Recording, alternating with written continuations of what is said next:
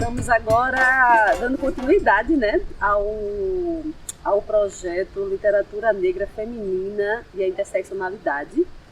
Esse projeto ele é financiado pela Lei Aldir Blanc aqui, né, no estado de Pernambuco. E estamos com mais uma escritora, Diana Louise, e vamos dialogar sobre as encruzilhadas na literatura preta, feminina e trans. Eu quero deixar bem marcado a alegria, na verdade, a emoção que é estar nesse diálogo com essas mulheres maravilhosas. E Diana é uma delas, né? É uma mulher que me inspira muito, com quem eu tive vários aprendizados, várias trocas e aprendi muito, né? Então, Diana Louise é uma mulher negra, trans, escritora, né? E ocupa vários outros espaços, outros degraus aí nessa vida acadêmica, profissional. Eu queria que, Diana, você se apresentasse, né? Falasse um pouco sobre essa tua formação, essa tua trajetória, para que as pessoas te conhecessem um pouco. Essa pergunta é bem inquietante, porque sempre me perguntam quem eu sou para falar um pouco de mim. Sempre eu tenho uma resposta diferente, sabe? Porque eu estou em um outro lugar, eu estou em outro momento da minha vida, eu estou em um outro espaço. E eu fiquei pensando, será que vai ter essa pergunta no início da entrevista? Hoje eu me vejo como uma das pedras de Geni, sabe? Mas não a pedra que lançaram contra Geni, mas uma pedra que Geni catou e colocou no sapato daquelas pessoas que atiraram pedras contra ela. Então eu sou essa pedra que incomoda, sabe? Que incomoda inclusive as pessoas que aparentemente conseguem transitar muito confortavelmente com esse sapato, sabe? Que aparentemente estão bem tranquilas, mas a pedra está lá. E essas pessoas sentem um incômodo, por mais que elas finjam que esse incômodo não existe, sabe? É uma pedra que, muitas vezes pelo atrito, ela pode até se despedaçar, mas ela não sai. Ela continua demarcando espaço, ela continua incomodando, ela continua lembrando que, por mais que digam que aquele lugar não é o lugar dela, ela está ali. E ela está presente. E ela está transitando, muitas vezes mais livremente, outras vezes mais acuada, mas sempre demarcando o seu lugar neste não lugar. Então hoje eu me vejo muito mais como essa pedra, como uma das pedras das tantas que estão espalhadas pelo Brasil afora. Maravilha, né? E essa pedra que vem resistindo, porque a gente sabe que essa resistência não é uma resistência fácil, né? Porque é uma tendência muito grande romancear o local da resistência. Mas a resistência eu acho que só é bonita para quem não precisa resistir para viver, né? Como com certeza é o seu caso. E por quais espaços essa pedra aí vem caminhando, vem se colocando, né? Nesse sentido. Quem é Diana também, academicamente, nessa produção, que é uma produção tão importante de ver mulheres, né? Mulheres como você, com a tua trajetória, está ali, né? Nessa disputa narrativa e trazendo também o teu lado, né? Que é o lado que a gente não costuma ler, não costuma ouvir nesses espaços. E como é grandioso poder ter a oportunidade de te ler, de te ouvir. Então, quais foram essas trajetórias, né? Fala um pouco sobre também essa tua formação. É uma trajetória que ela é bem interessante, porque eu recordo que no meu último ano do ensino médio, né, que tem aquela pergunta clássica do que você vai fazer no vestibular, as marcas das violências, né, das múltiplas violências, inclusive no espaço escolar, pesaram na minha escolha. Então, eu tentei pensar em cursos em que a minha figura não fosse tão pública, que eu não aparecesse tanto, porque eu já tinha sofrido muita violência no espaço escolar e eu sabia que aparecer significa, né, ficar mais vulnerável a essa violência. Mas na época também eu não tinha muitas possibilidades, né, de cursos próximos. A faculdade mais perto da minha casa, né, era uma faculdade de formação de professores. Então eu acabei cursando História por gostar da disciplina e interessante por não gostar da minha professora.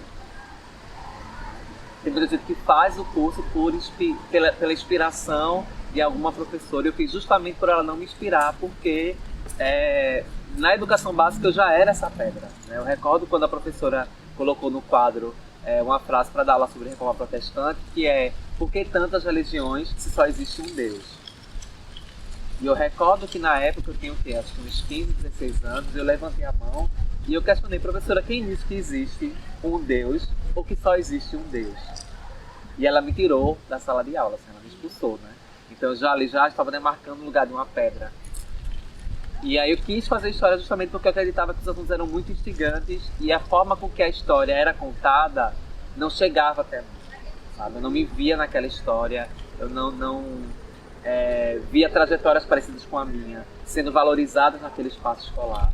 Então eu comecei a pensar que era preciso resgatar outras narrativas, que a história tinha outros lados e que sempre só era me apresentado um lado, né, que para ela era o lado que deveria ser demarcado como legítimo, como original, como natural, né? Então eu resolvi fazer história, mas eu fui fazer história justamente porque eu queria entender melhor, né, o conhecimento histórico, nessa construção de saber. E não pela docência, porque para mim era muito surreal eu voltar para um espaço escolar. Porque eu voltaria para um espaço que foi um espaço que me violentou durante muito tempo.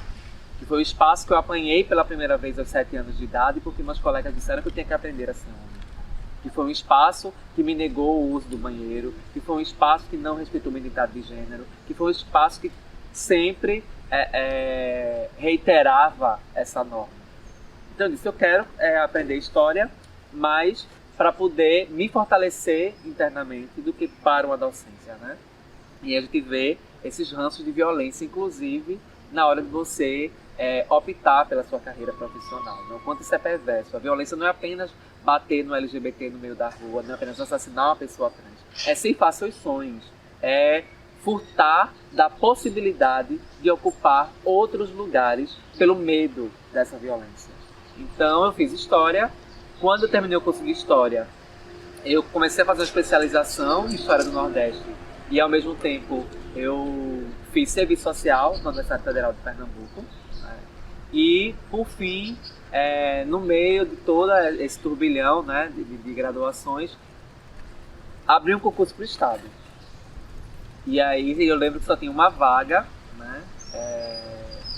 E eu disse: eu não vou fazer porque eu não tinha terminado minha especialização ainda, porque eu também não queria docência, mas eu houve toda uma pressão familiar para que eu fizesse o concurso. Eu fiz e passei.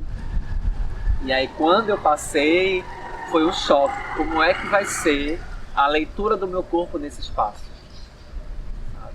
E aí dá todo um frio na barriga. E foi bem interessante porque houve toda uma luta para me localizar em uma escola. Eu só assumi, de fato, a regência no último dia que estava vencendo o prazo para minha localização.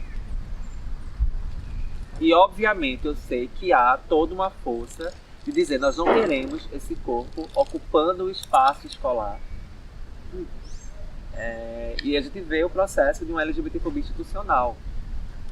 Mas, enfim, eu passei no concurso. Eu fui localizado numa escola de periferia para dar aula na educação de jovens e adultos. E aí foi um choque para mim, porque eu vim de uma trajetória escolar de uma rede privada confessional católica. E aí eu caio numa escola pública, né, de periferia, uma escola com alto índice de criminalidade, de consumo de drogas, e que para mim foi o melhor laboratório que eu já tive enquanto exercício profissional, porque eu não fui para ensinar naquela escola, eu fui para aprender. Eu aprendi muito conversando, né, com aquelas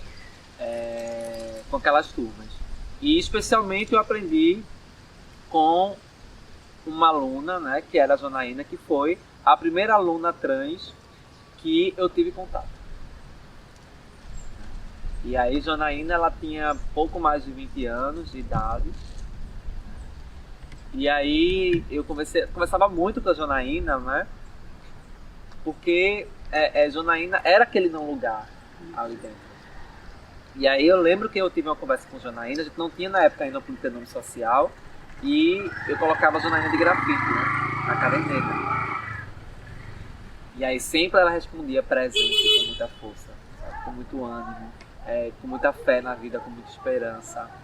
E aí eu percebia que Janaína tinha muito isso, porque Janaína era muito acolhedora também. Mas eu percebia que aquele acolhimento de Janaína, muitas vezes, escondia todo um processo de feridas que ela tinha. E eu percebi isso quando eu perguntei a Janaína, Janaína, o que é que você quer ser quando crescer? Eu até brinquei com ela, o que é que você quer ser quando crescer? Porque fizeram essa pergunta pra mim. Mas fizeram nos anos iniciais, né? Quando eu era criança ainda. E eu lembro que na época eu respondi que eu queria ser apresentadora de TV. E o A teve todo um peso para aquela professora.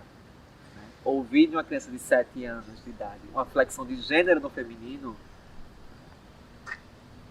causou um incômodo e causou uma vigilância dentro daquele espaço. Né? E aí eu fiz essa mesma pergunta a Janaína, né? Mas Janaína não tinha 7 anos, Janaína tinha 20 e poucos anos de idade. E aí Janaína disse, eu não tenho tempo para sonhar. E aí eu comecei a perceber e a me ver em Janaína, porque eu também já não era mais aquela criança que sonhava aos 7 anos de idade em ser apresentadora de TV.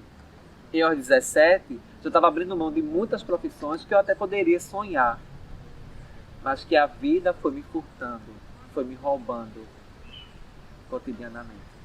E aí Janaína, eu disse, não Janaína, nós vamos fazer esse esforço, sabe, de pensar. E aí Janaína disse, eu quero ser professora igual a senhora. E aquilo para mim foi muito significativo, né?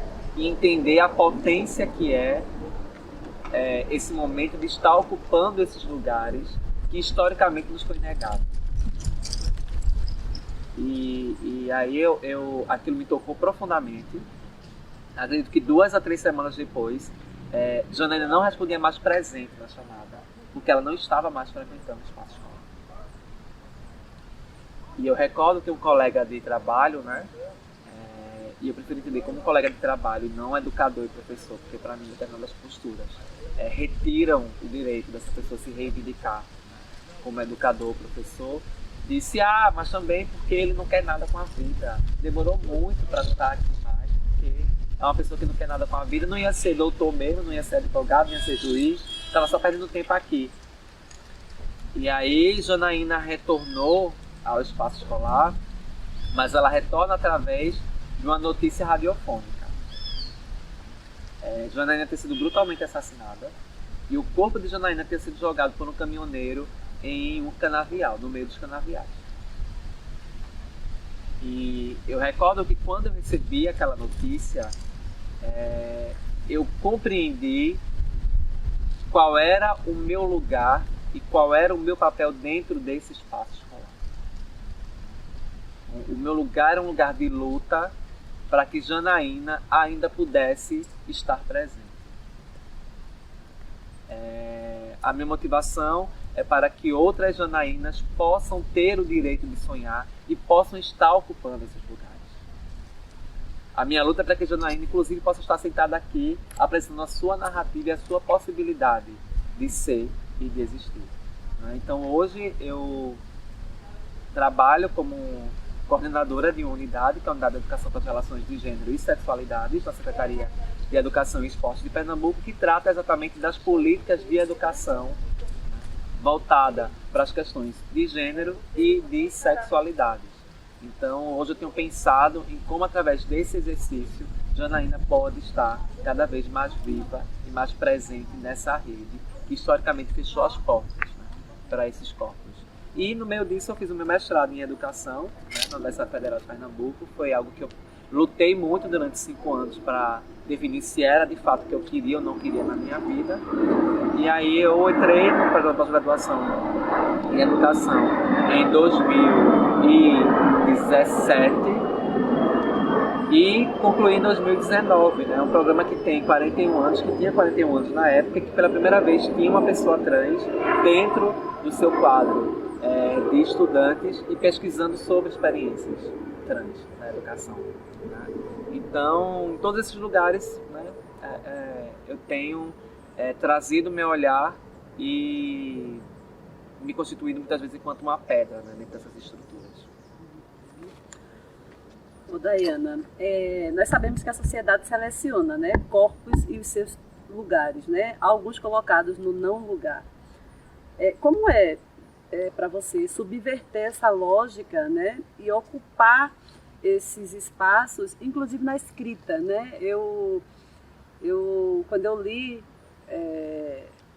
a sua dissertação, eu disse, nem todo mundo que escreve uma dissertação necessariamente vai se tornar uma escritora, um escritor, mas existe uma, como é que eu posso dizer, talvez uma poesia dentro de um texto acadêmico, existe uma literatura que não necessariamente é tida como a acadêmica, mas uma literatura que é banhada na realidade, em algo que parece ficcional e que envolve a gente, que emociona a gente, porque não necessariamente, na verdade eu já li vários textos acadêmicos e a gente tende a ter textos muito técnicos e frios, né? Que é aquela coisa, aquela fórmula e tal. O seu texto não, a sua dissertação, ela vai trazer uma personalidade numa escrita, e numa escrita que você tira dali e você tem um conto. Você tira um texto dali e você tem uma poesia, né? E isso, para mim, quando eu li, eu disse, não, essa menina aqui é uma escritora, não é apenas uma pessoa que terminou o mestrado, que fez uma dissertação. E é muito bom poder ver você também escrevendo em outros espaços, né, outros projetos também. Então, como estar, né, fazer parte dessa leitura social do não lugar em diversas identidades que você é atravessada, mas ao mesmo tempo ocupar, né, esse lugar e trazer essa escrita, né, essa escrita tão maravilhosa. E aí eu queria já que você também falasse um pouco dessa tua dissertação, né? Ao mesmo tempo que você falar isso, para que as pessoas possam compreender o que é o processo de encantamento a partir da leitura que eu tive do texto de Day, né? Não tem nada de glamouroso, nem de esplendoroso, sabe? Ser a primeira e a única nesses lugares. Eu percebo que muitas vezes esse lugar de vanglória, esse lugar de meritocracia, sabe, que tem um tom de meritocracia, vem justamente do outro. E é interessante porque é esse outro que nos impede, né, de entrar maciçamente nesses lugares, sabe? É a hipocrisia social, que quem estampa que nós somos a primeira a entrar, né, no mestrado, que nós somos a primeira numa graduação, é justamente quem alimenta essa engrenagem de violência. Então, quando eu penso que eu fui a primeira, e até agora eu sou a única, diga-se de passagem, né, no programa de pós-graduação em educação da UFPE, se eu tenho que comemorar por ser a primeira, a sociedade tem que lamentar, porque isso representa um fracasso social. Isso representa uma falência social, né, que tem impedido, muitas vezes, esses corpos de adentrarem um lugar que é seu, que é legítimo, que é constitucional, sabe? Então, eu tive 5 anos da minha vida de embate se eu deveria fazer ou não um mestrado. Eu não queria entrar no mestrado apenas por entrar, sabe? Pela uma lógica de uma ascensão social ou de status, né? Então, quando eu resolvi ingressar no mestrado, eu resolvi muito motivada pela possibilidade de trazer a minha experiência para esse campo de saber.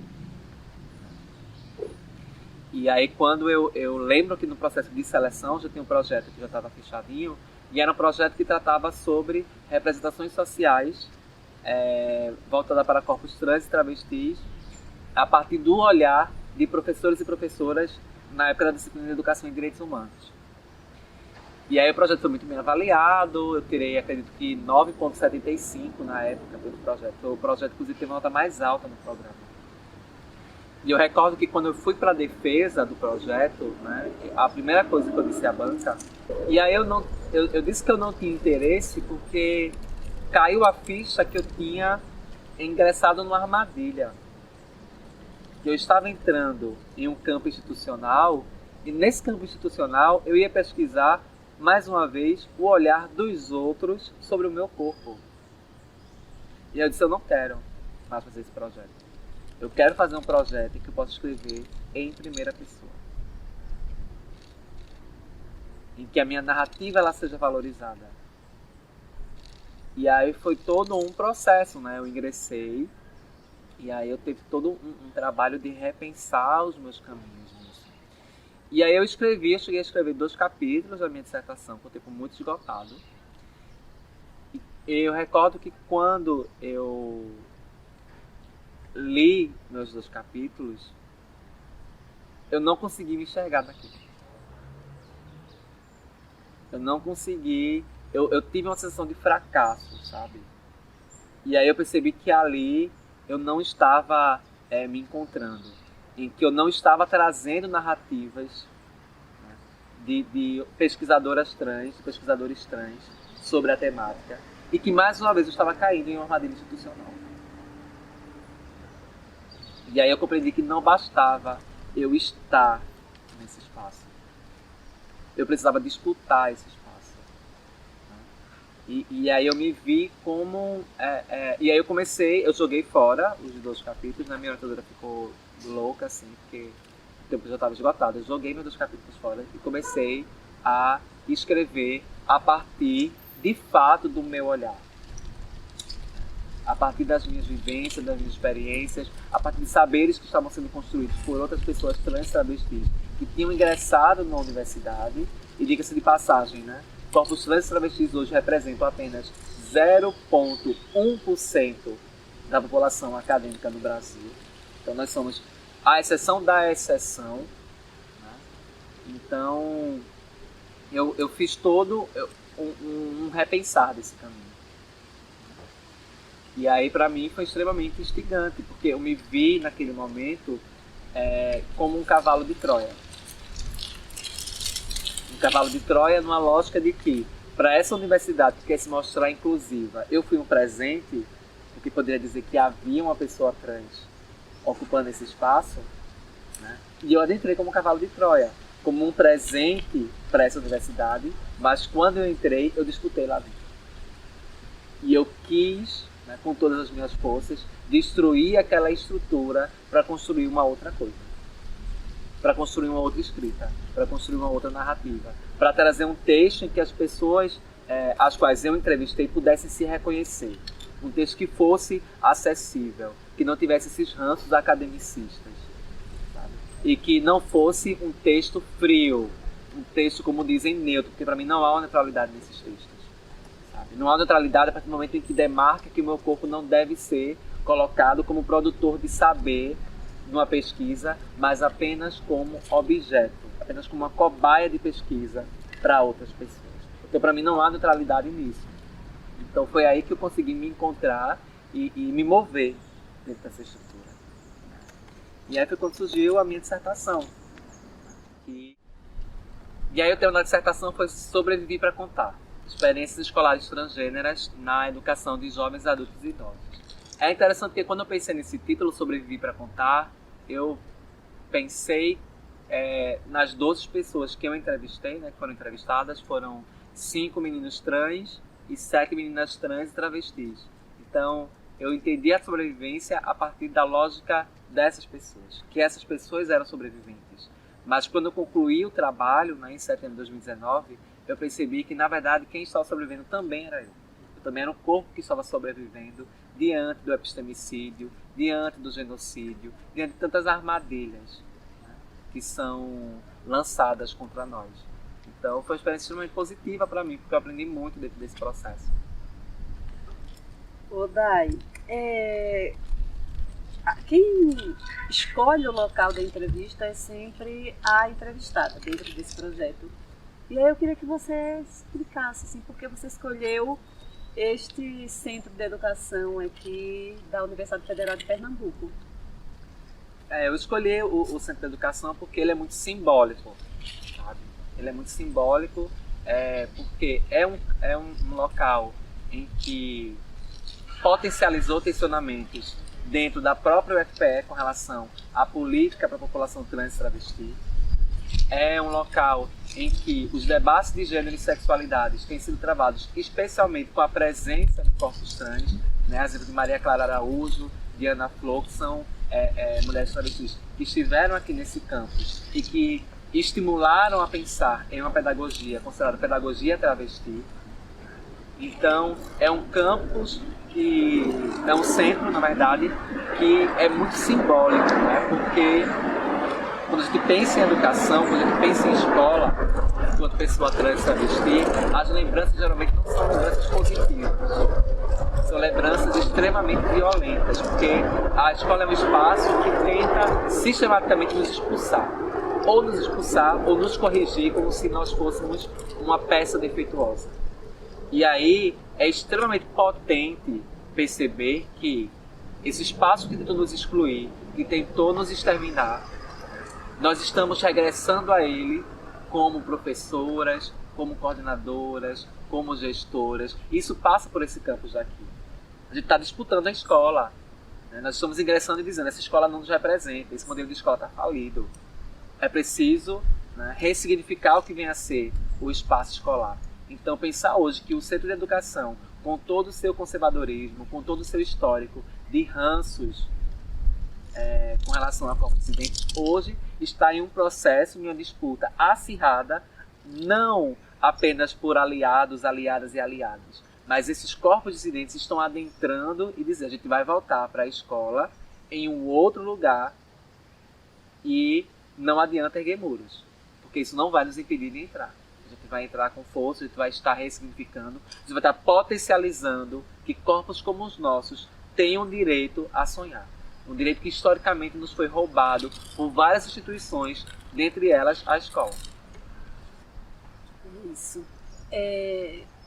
Foi com você, né, palestrando, que eu tive a honra de ouvir uma palestra sobre interseccionalidade de maneira mais próxima, mais aprofundada, trazendo também esse corpo trans, travesti, porque muitas vezes eu ouvia falar da interseccionalidade, mas apenas com gênero e raça, e não mexia nas identidades, né, nas diversas identidades de gênero, né, inclusive.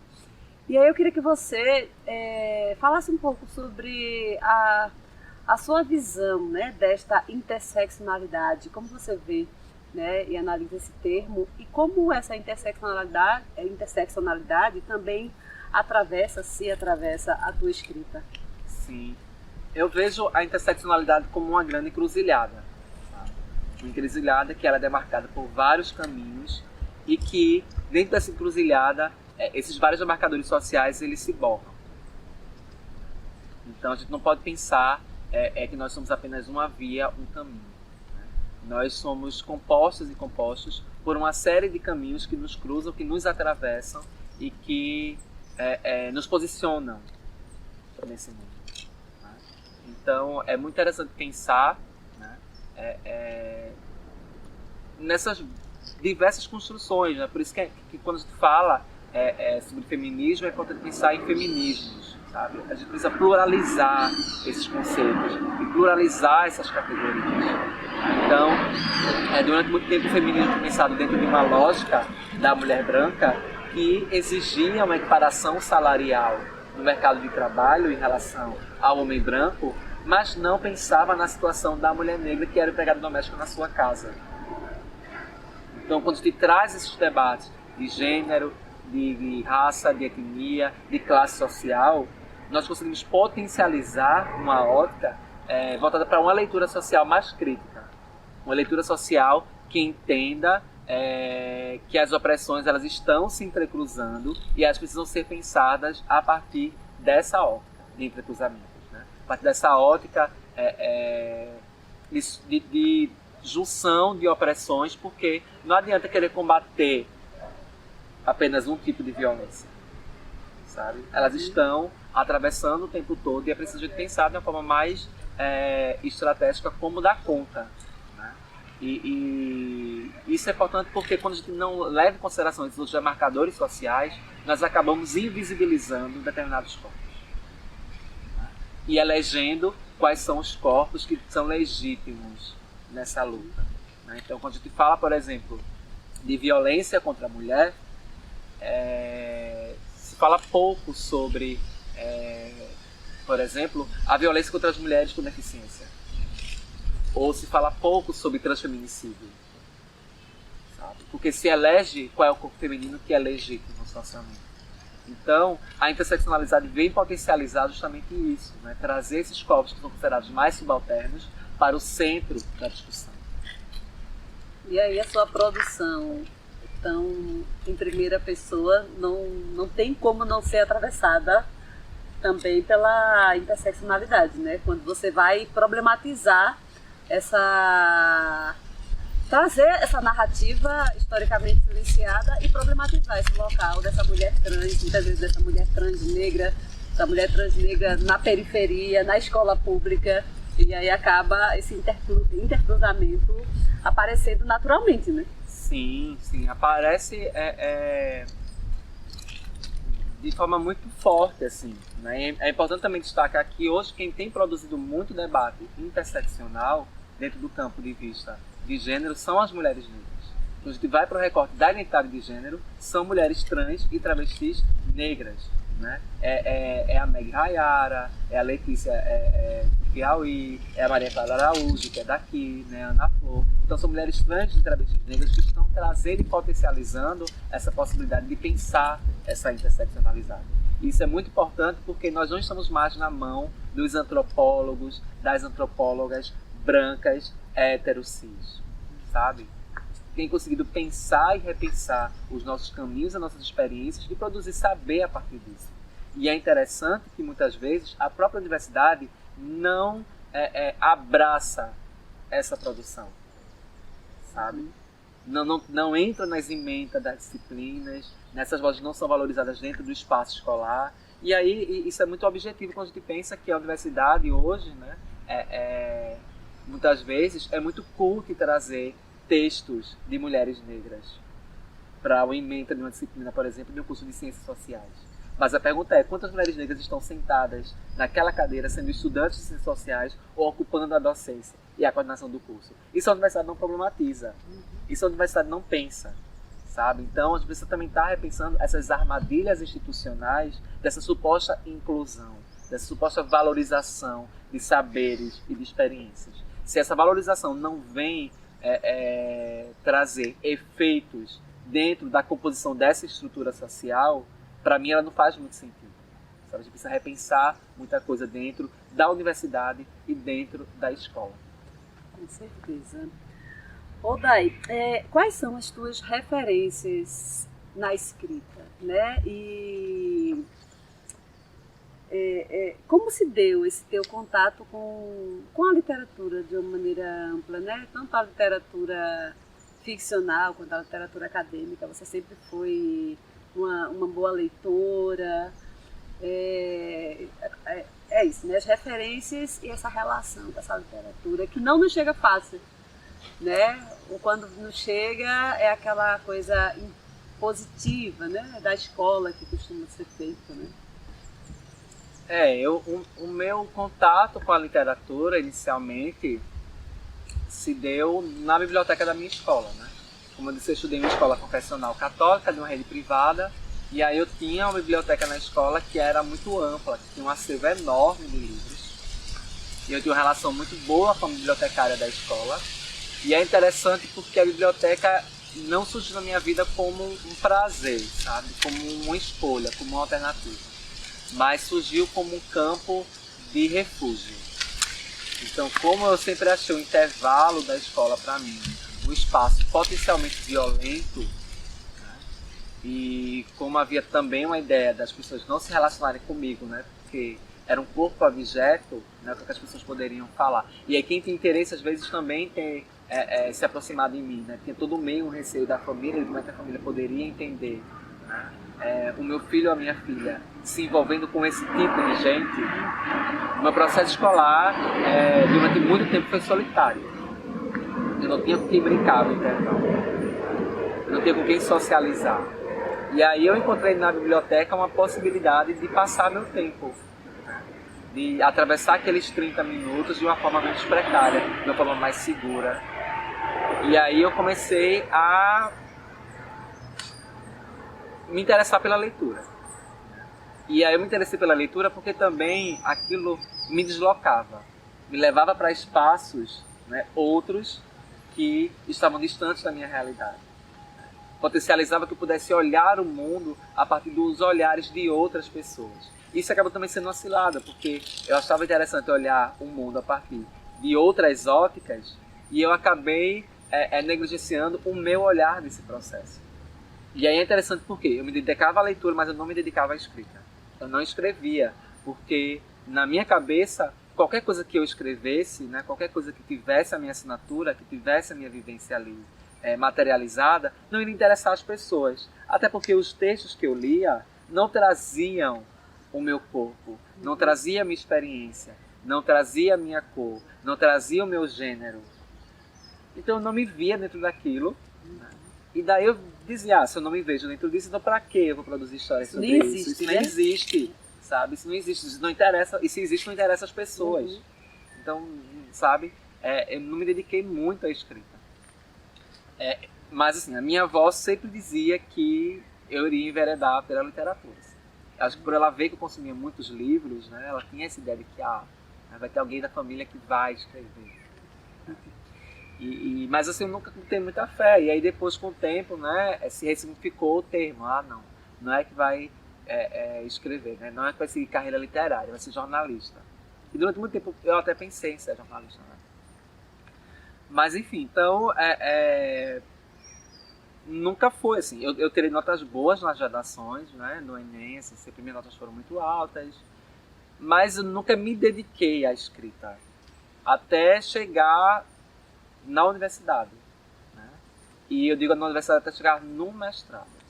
Porque eu também fiz uma especialização, né? Que fiz um texto bem caretinha. Ainda que fosse um texto, né, que trouxesse uma temática subversiva, porque eu pesquisei sobre o teatro pernambucano na ditadura civil-militar. Né? E aí eu trouxe a experiência do vivencial de Versiones, então era um texto que por si já era subversivo, mas era um texto bem academicista. No mestrado é que eu ressignifico tudo isso. Sabe? No mestrado é quando eu digo, não, eu preciso me encontrar dentro desse processo. E foi aí que eu me dediquei a um trabalho, né, que tem esse cunho muito autoral. Que tem esse cunho muito autoral, mas ao mesmo tempo, quando se lê, você não sabe quem é a personagem dessa história. Né? Porque os 12 contos iniciais, né, que compõem o primeiro capítulo da minha dissertação, a figura principal, ou as figuras principais, não tem nome. Mas se você lê, não aparece o nome dessas pessoas. Né? Que já é uma crítica a esse processo de invisibilidade dos espaços. E aí quem lê os 12 contos não sabe se há uma personagem principal, se são várias histórias envolvendo várias pessoas diferentes, né? Se é a minha história, se são histórias que eu ouvi de outras pessoas trans e travestis. Né? E a ideia é justamente essa mesmo, de trazer inquietações para as pessoas pensarem sobre isso. Né? E a partir disso. Então, tem muita gente que quando acaba a dissertação tem um ranço de ler o seu texto, né? Daí, eu não aguento mais ler meu texto e tal. Para mim, foi extremamente significativo. Assim, eu gosto muito do meu trabalho de dissertação, porque eu compreendo como manifesto de sobrevivência, né? Sobrevivência tanto das pessoas com quem eu tive a oportunidade de compartilhar esse trabalho, né? De serem entrevistados e entrevistados, como também a minha sobrevivência dentro de um processo que é extremamente doloroso e solitário, que é o processo de uma escrita de uma dissertação. E com relação a essa questão de referenciais na escrita, né? Você, enquanto uma ótima leitora, eu acredito que o teu contato também com escritas negras não se deu com facilidade, né? Como a maioria das pessoas nessa sociedade, a gente tem uma dificuldade imensa nessa sociedade e nos impõe a dificuldade de ter acesso a mulheres pretas que escrevem, muitas vezes até homens pretos que escrevem, né? Ou quando escreve, a gente às vezes nem sabe que se trata de uma pessoa negra que está ali escrevendo, porque faz questão de fazer todo um processo de embranquecimento desse texto. Então, assim, como foi o teu contato, né? Se você traz consigo essas referências de escritores, escritoras, e esse contato com essa literatura preta também, Sim, eu tenho hoje assim, uma admiração muito profunda pelo trabalho de Meg Hayara, né, que é uma mulher travesti do sul do país e que trabalha com educação e que tem feito um trabalho muito maduro e muito significativo com relação à interseccionalidade, e ela pesquisa sobretudo questões de homossexualidade negra, né? Então, para mim, Meg Hayara tem trazido e tem contribuído de forma muito significativa nesses debates interseccionais. Jaqueline Gomes de Jesus, que também, né, é uma mulher travesti negra e que tem trazido de uma forma muito didática as discussões sobre gênero, sexualidades, sobre a questão de negritude. Com relação a homens trans, eu tenho uma admiração muito grande, né, por Marcelo Caetano. Marcelo Caetano, ele é cientista político formado na UNB e foi o primeiro homem trans negro a se formar na Universidade de Brasília. E é interessante porque o texto que eu li de Marcelo Caetano, eu nunca li nenhuma produção acadêmica de Marcelo Caetano, sabe? O que eu li de Marcelo Caetano foi o discurso de formatura. Ele foi o orador, né, da turma, e aí o discurso dele, para mim, foi uma injeção de ânimo no mestrado. As palavras eram muito potentes e ele trazia muitas coisas que eu precisava ouvir, para conseguir concluir essa etapa da minha vida. Então, também gosto muito dos textos, né? Que é um texto clássico de João Nery. Então, o João Nery, para mim, foi muito significativo porque ele trouxe muitas provocações dentro de um universo que para mim até então é desconhecido, que é o universo transmasculino, né? De homens trans. E, enfim, eu transito muito dentro desses espaços. Eu gosto muito da Virginia Gitzel também, que é uma poetisa trans de São Paulo. Enfim, são essas as minhas referências, assim, né? Eu até trouxe um trecho, na verdade, que não é nem do João Nery. É um trecho de uma mensagem virtual que João Nery recebeu e que, para mim, sinaliza a importância da valorização das nossas narrativas, né? Então, o texto diz o seguinte: meu pai agora me chama de filho graças a ti. Obrigado por me fazer sair do armário. Você é luz. Sua viagem agora é solidária. Graças a seu livro, iniciei minha terapia hormonal. Obrigado por ter conseguido retirar da minha alma o corpo que por meio século ficou emprestado a ela.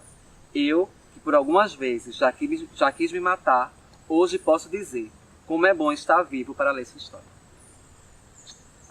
Então, essa mensagem virtual que João Nery recebeu, para mim, mostra a importância da nossa narrativa dentro, não apenas da comunidade trans, mas para o mundo da forma geral. Nós temos muito a compartilhar com essa sociedade, e o que falta muitas vezes é a oportunidade, né, para que essas narrativas possam ser potencializadas e possam chegar para um público maior.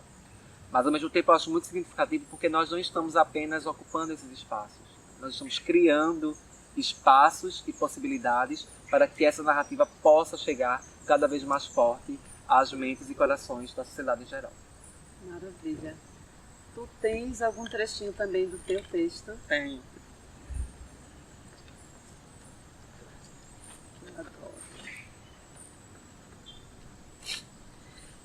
É um conto, assim, né, que para mim é bem significativo, que o título é Todo Ouvidos. Na pracinha da escola, os raios de sol iluminavam a estátua de São Domingos Sávio. Entre arvoredos frondosos entremeados por flores, pássaros pareciam cantarolar em louvor à santidade. O ponteiro do relógio acusava 1/3 de hora até soar o primeiro toque, justificando assim a pouca movimentação nesse espaço comumente disputado pelos casais. Com cabeça baixa e nó na garganta, suplicou misericórdia ao protetor da juventude perante os infortúnios de mais um dia letivo. Por um instante, a prece foi subitamente interrompida. Poderia o santo lhe ouvir? Por via das dúvidas, pediu por ela e por Bianca Close, mulher trans que exerceu o ofício de flanelinha em Santo Amaro, área central do Recife, vindo a falecer por conta de insuficiência respiratória aos 40 anos de idade. Novata na turma, buscava ser diferenciada para, quem sabe, ser tratada como igual. Por inúmeras vezes, deu cola ao algoz ou se esforçou para que seu seminário fosse o mais criativo, a ponto de atrair outros estudantes para a sua equipe. Recorria a demonstrações de gentileza e demasia, ao falsificar assinaturas na ata de presença em troca de acolhimento. O que aparentemente se resumia a subordinação ou subserviência também representou a garantia de vínculo social, chegando a ser eleita representante de turma. Nas aulas de história, ouvi dizer que a conquista de direitos é decorrente de muito sangue derramado. O professor citou nomes, sobrenomes, datas e narrou com detalhes as façanhas desses sujeitos que transformaram adversidades em força. Todos, homens, ricos, brancos, heterossexuais e cisgêneros. Se afastar desses pontos qualificadores de humanidade é reduzir a capacidade de ingresso na esfera dos direitos e de reivindicá-los. Enquanto tomava anotação do quadro, a estudante deixou escapar.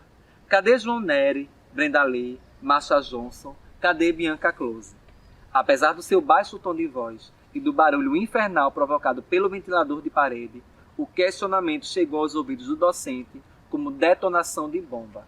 Sem direito à defesa, recebeu advertência por desacato e tentativa de desordem.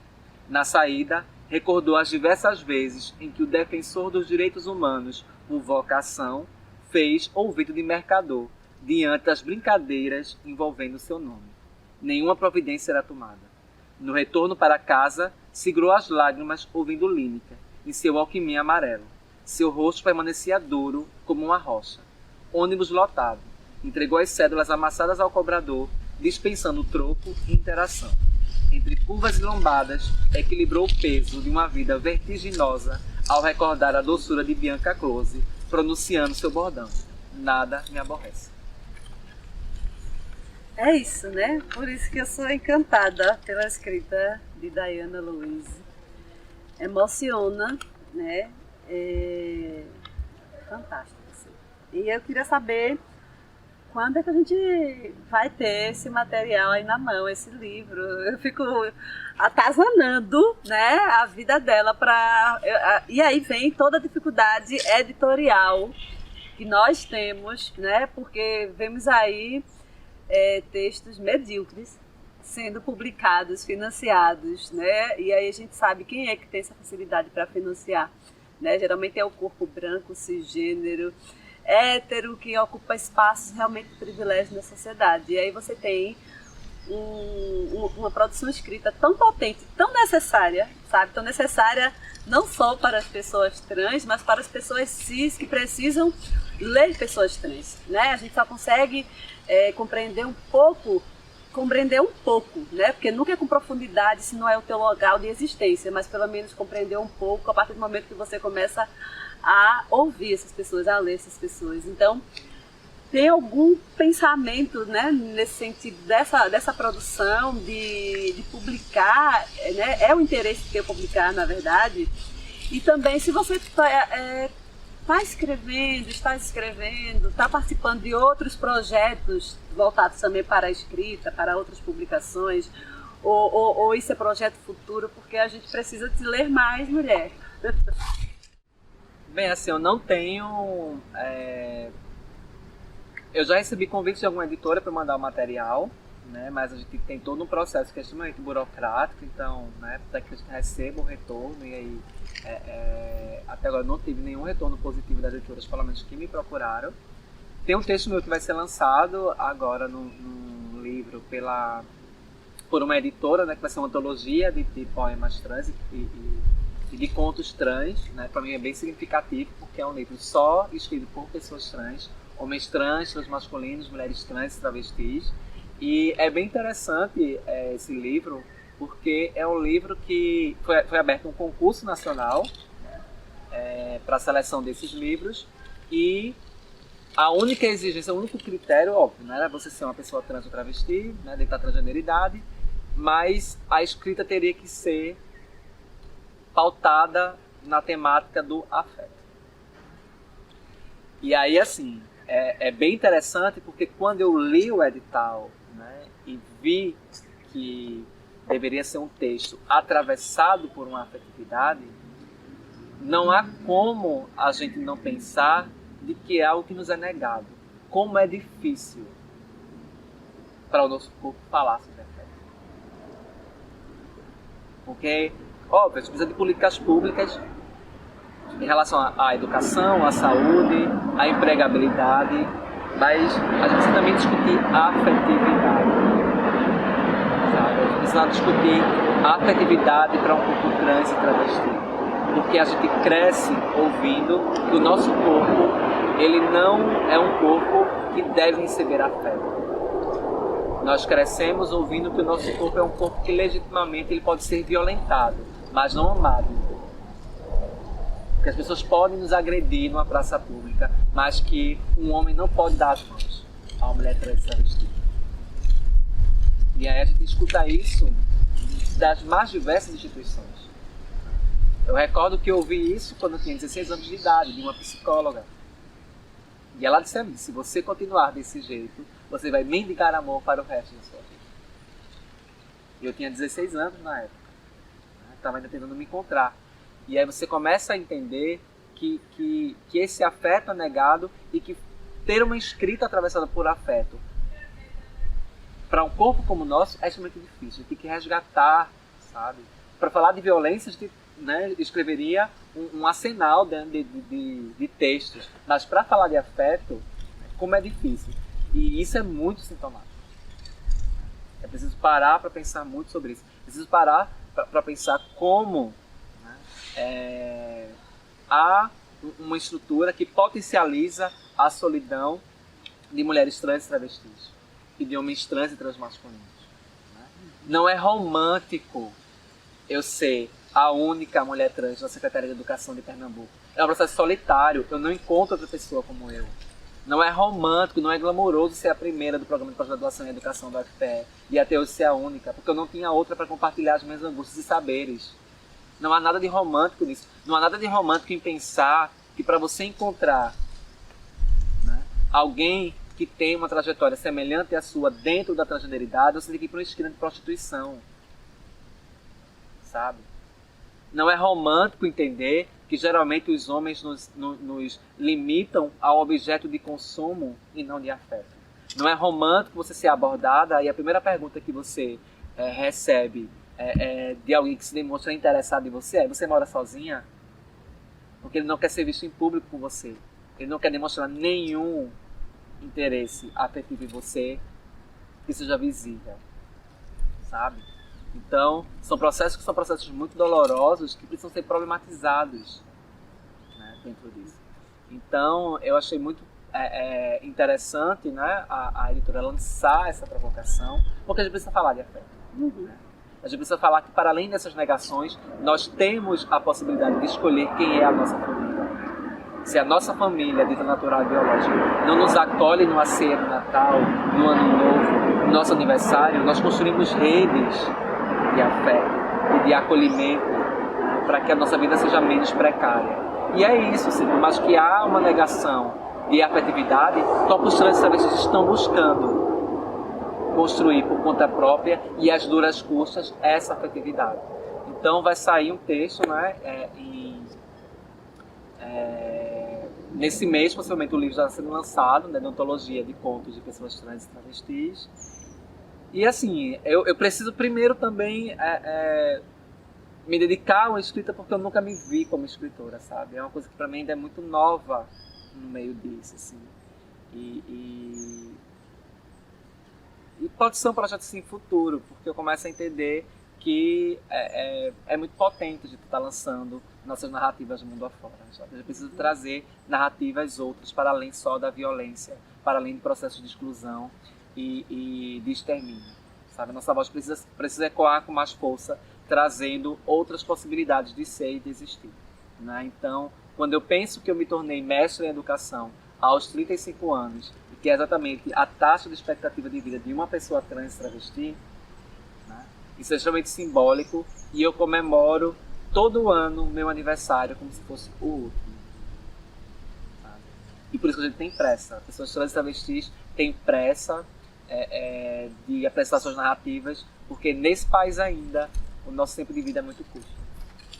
Então, se a morte nos bate à porta todos os dias nós precisamos espantá-la com a nossa voz e com a nossa força. Exato.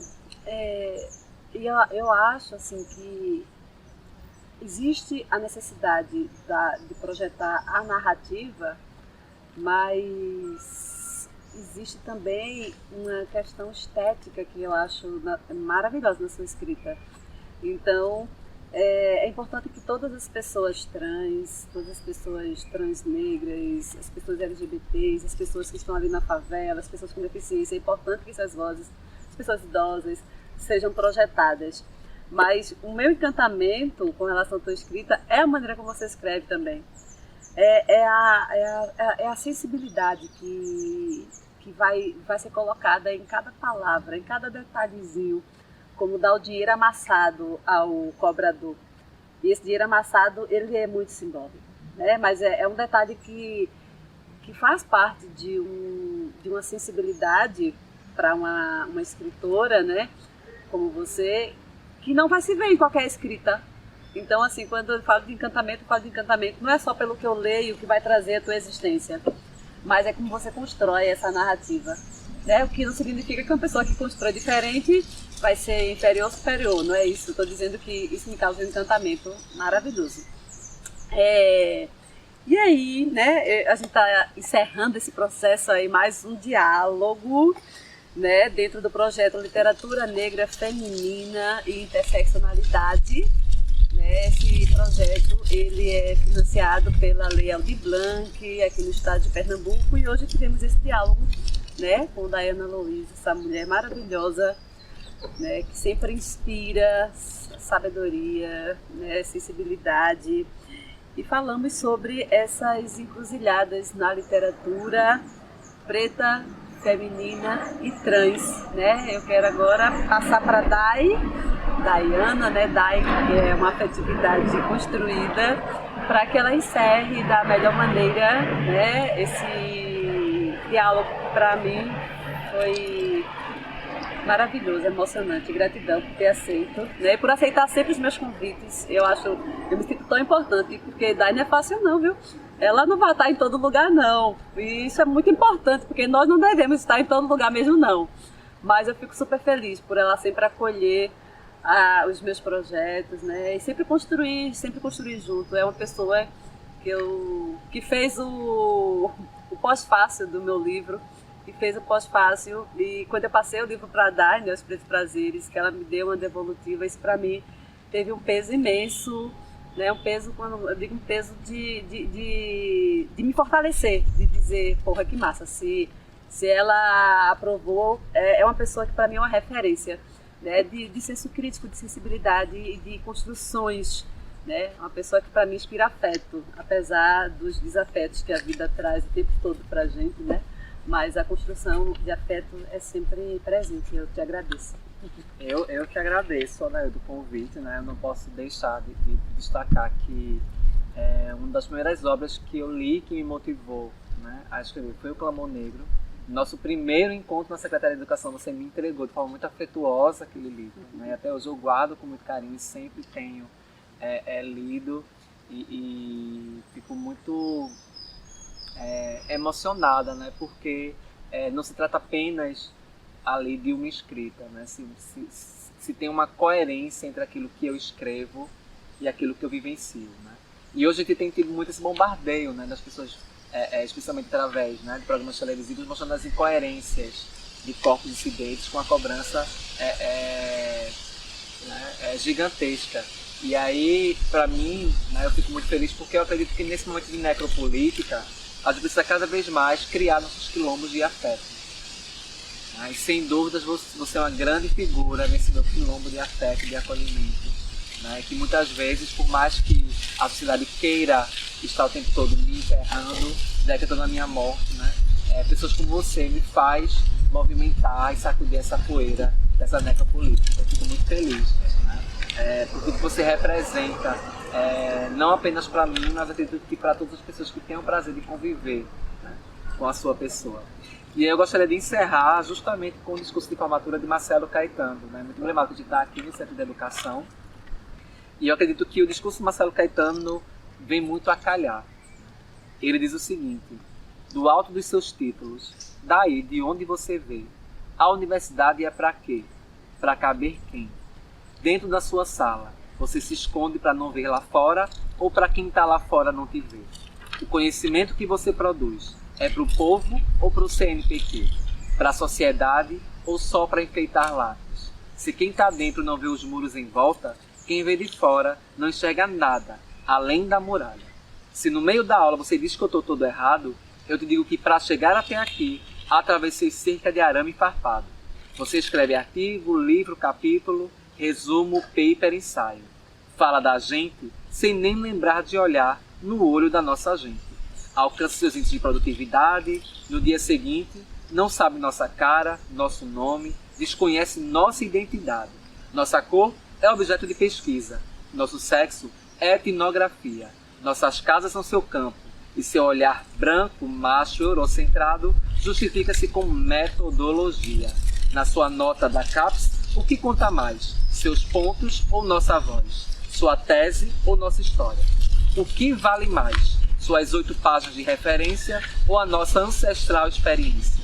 E não pense que entramos aqui por favor, que não merecemos ou que qualquer coisa aqui nos foi dada. Cotas não são presente, são só um pequeno pedaço do que nos devem. Chegamos aqui forjados pelo que nos precederam. Não se esqueça, nossos passos vêm de longe. Se estou aqui hoje, é só porque tantos outros já vieram. Erguer muros não vai nos impedir de entrar. Se precisar, nós vamos derrubar, tomar de assalto o que é nosso. E não queremos só um lugar à mesa, queremos interromper o jantar e começar tudo de novo. Erguer uma universidade que seja do povo e para o povo, onde não apenas se fala sobre o outro, mas onde o outro se torna um de nós que é capaz de falar sobre si mesmo. Não crie a ilusão de que tudo o que se diz na academia é a verdade, mas lembrem-se, é sempre poder, inclusive o poder de dizer o que é a verdade. Como cientistas políticos, temos lugar para dizer o que é a democracia. Vivemos em uma, nossos professores vão dizer, Estado Democrático de Direito ao seu nome. Será mesmo? Pois vamos aos fatos. Planaltina, Distrito Federal, 26 de maio de 2013. Antônio Pereira de Araújo, auxiliar de Serviços Gerais, é detido em abordagem padrão. Conduzido à delegacia, nunca mais foi visto. Rocinha, Rio de Janeiro, 14 de julho de 2014. Amarildo Dias de Souza, pedreiro, limpava peixe na porta de casa quando policiais que conduziam a operação Paz Armada o abordaram. Nunca mais foi visto. Grajaú, São Paulo, 16 de outubro de 2015. Iago Pedrosa Araújo, estudante de 16 anos, é parado em mais uma abordagem daquelas. Padrão. 4 dias depois, é encontrado morto, executado. Nunca mais foi visto vivo. Infelizmente, a lista poderia continuar. Cláudia Ferreira da Silva, Cristiano Carmo, Rafael de Souza Paulino, Roberto de Souza Penha, Carlos Eduardo da Silva de Souza, Wilton Domingos Júnior, Cleiton Corrêa de Souza e tantos outros. Os mortos da democracia se acumulam. Já não se escondem mais nos porões, mas ficam expostos em plena luz do dia, nas vielas de uma cobrada qualquer. Se a democracia existe, ela não é para todos. Mas hoje, saímos daqui com o poder de dizer, é nossa a responsabilidade de combater esse genocídio. Um genocídio que começa aqui dentro, quando são brancos todos os nossos professores. Quando é branca e masculina, toda a nossa bibliografia. Se a ciência pensa que tem todas as verdades, digo-lhe agora que não sabe o que é caminhar com a cabeça na mira de uma HQ, que não sabe o que é ter o corpo vendido por séculos, ter a mente diminuída, ver todo um povo destruído. Essa ciência que trabalha com hipóteses esquece que o que chama de objeto é feito de carne viva. Ainda aguardamos pelo dia em que o preto estará no rosto mais do que nas becas, em que as travessis estarão na escola mais do que na esquina. Se esse dia não chega, a gente toma. Nada nunca foi dado, porque agora seria. Mas ainda vai chegar o dia em que outros tantos, como eu, estarão aqui e poderão dizer: tudo nosso, nada deles.